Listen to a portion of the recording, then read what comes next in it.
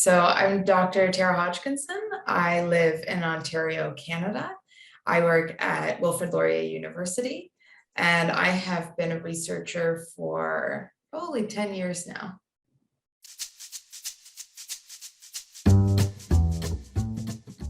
I think that, well, the show I've been binging recently is Killing Eve, which has a Canadian star, Sandra Oh, who's one of my favorites. And it's interesting because as a criminologist, I generally do not watch shows about psychopaths or crime or any of that. Like I'm not into any of them, like CSI, any of that is super not interesting to me. But this show in particular, the writing, the producing of it, the acting is absolutely phenomenal. And if you aren't watching it, I really encourage you to watch it.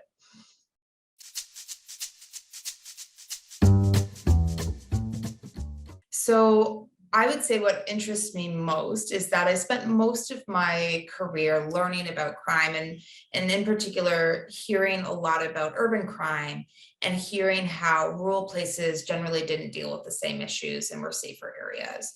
And I had come from a fairly rural community, about 1,800 people in central Ontario, and that wasn't my experience. And when I went back to that community a couple of years post master's degree, again, I saw that I was working for the Crown Attorney and I was seeing a lot of violence coming through, a lot of drug use, a lot of issues. And it really sort of solidified that idea for me that maybe there's something more here and maybe we aren't capturing it in the way that we should. So it's something that kind of stuck in the back of my head. And then I would say, I spent some years doing crime prevention and studying policing, but that again kept coming up as I was reading different work, the issues about rural policing, issues about rural crime prevention, or just really the lack thereof or the lack of research in those areas. And so I would say, I think a lot of my interest is very personal because it's born from the community that I grew up in and the kinds of interactions that I saw. And also, again, just knowing that I had spoken to other kids from rural communities and other folks from rural communities, and they had had similar experiences. So I felt there was more we needed to do there. And now having researched in that area, I do find that there often is a number of different issues that emerge in rural communities. And in Canada and Australia, we find that a lot of rural communities actually have higher crime rates than urban communities. And so that sort of started me on this path. I really got pulled into the rural research largely because of a community called North Battleford, which is in Saskatchewan, Canada.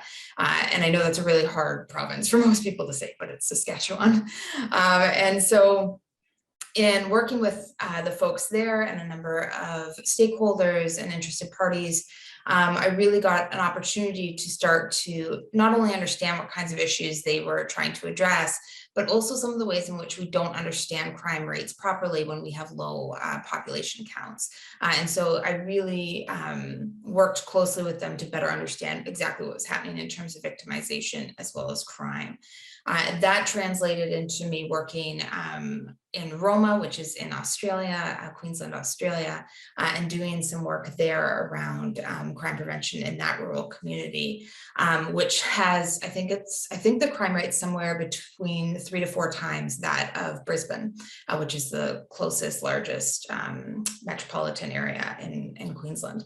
And so we had the opportunity to bring together a number of folks, really build capacity in that space and give them the opportunity to build their own crime prevention strategies and their own community building strategies, but with the knowledge of crime prevention, with the knowledge of urban planning, with the knowledge of social cohesion, and really start to build what I think is incredibly necessary in rural communities, but we actually don't fully know how we get there oftentimes. And we think it exists and it doesn't, and that's collective advocacy.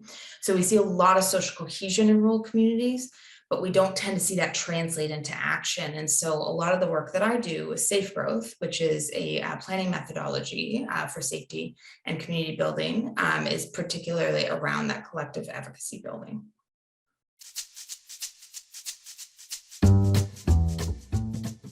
One of the things that The thing that I think is probably the most interesting and probably somewhere where we need to focus our efforts is actually around that collective efficacy, around giving folks, pardon me, the tools to be able to actually address issues in their communities, but also to do so in an inclusive and meaningful way, so that they're not excluding particular groups, or they're not removing folks who also have an equal right to those spaces.